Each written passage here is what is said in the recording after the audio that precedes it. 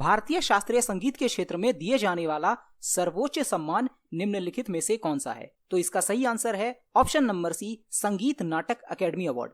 चलिए मैं आपको संगीत नाटक अकेडमी से रिलेटेड कुछ इंपॉर्टेंट क्वेश्चन बता देता हूं जो आपके एग्जाम में बार बार रिपीट होते हैं। संगीत नाटक अकेडमी अवार्ड की स्थापना 1952 में शिक्षा मंत्रालय के कहने पर की गई थी, लेकिन इसका विधिवत तरीके से यानी ऑफिशियली इसका उद्घाटन 1953 में डॉक्टर राजेंद्र प्रसाद द्वारा किया गया था और इसके पहले अध्यक्ष के तौर पर पीवी राजमन्नार को नियुक्त किया गया।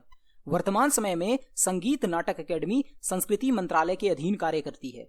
आपसे एग्जाम में पूछा जाएगा कि संगीत नाटक अकेडमी की जब शुरुआत हुई थी तो किस मंत्रालय के कहने पर की गई थी? तो इसका आंसर है शिक्षा मंत्रालय। लेकिन वर्तमान समय में संगीत नाटक अकेडमी संस्कृति मंत्रालय के अधीन कार्य करती है।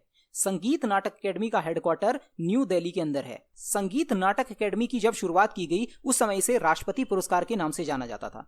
संगीत नाटक अकेडमी द्वारा 2006 में युवा कलाकारों को प्रोत्साहित करने के लिए उस्ताद बिस्मिल्लाह खां युवा पुरस्कार की शुरुआत की गई, जिसके तहत 40 वर्ष से कम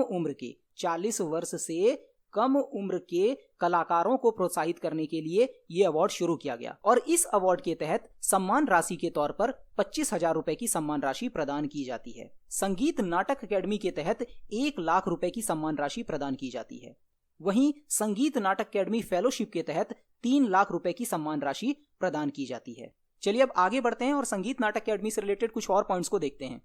जैसा कि आप अपने स्क्रीन पे देख पा रहे होंगे, एसएससी सीएचएसएल 2021 के अंदर 30 मई फर्स्ट शिफ्ट के अंदर क्वेश्चन पूछा गया था, संगीत नाटक अकेडमी की स्थापना किस वर्ष की गई थी? और इसके ऑप्शन दिए गए थे 1952, 1951, 1953 और 1950। जैसा कि मैंने आपको अभी बताया, संगीत नाटक अकेडमी अवार्ड की स्थापना 1952 में की गई थी, लेकिन इसका विधिवत तरीके से यानी ऑफिशियली इसका उद्घाटन 1953 में डॉक्टर राजेंद्र प्रसाद के द्वारा किया गया था। यानी कि इसका सही आंसर क्या है? 1953। वहीं यदि आप 30 मई के थर्ड शिफ्ट को देखेंगे तो सेम ही क्वेश्चन पूछा गया था, लेकिन इसके अंदर ऑप्शन 1953 ना होने के कारण इसका सही आंसर 1952 को माना गया है। संगीत नाटक अकेडमी अवार्ड की स्थापना 1952 में हुई थी, लेकिन इसका विधिवत तरीके से उद्घाटन 1953 में किया गया था। यदि आपके एग्जाम में 1952 ऑप्शन में हो तो आप 1952 टिक करेंगे। यदि आपके एग्जाम में 1952 और 1953 हो तो आप टिक करेंगे 1953, ना कि 1952। इतनी चीजें क्लियर है। चलिए आगे बढ़ते हैं और संगीत नाटक अकेडमी से रिलेटेड कुछ और पॉइंट्स को देखते हैं। संगीत नाटक अकेडमी के अनुसार 8 शास्त्रीय नृत्यों को मान्यता दी गई है। वो कौन कौन से हैं? भरतनाट्यम जो कि तमिलनाडु में किए जाने वाला नृत्य है, कुचिपुड़ी जो कि आंध्र प्रदेश में किया जाता है, कथकली और मोहिनीअट्टम जो कि केरल का नृत्य है, कथक जो कि उत्तर भारत में किया जाता है, उड़ीसी जो कि उड़ीसा में किया जाता है, मणिपुरी जो कि मणिपुर का नृत्य है और सत्रिया जो कि असम में किए जाने वाला नृत्य है। संस्कृति मंत्रालय के अकॉर्डिंग 9 शास्त्रीय नृत्यों को मान्यता दी गई है। तो 9वां शास्त्रीय नृत्य कौन सा है? तो 9वां शास्त्रीय नृत्य है छऊ।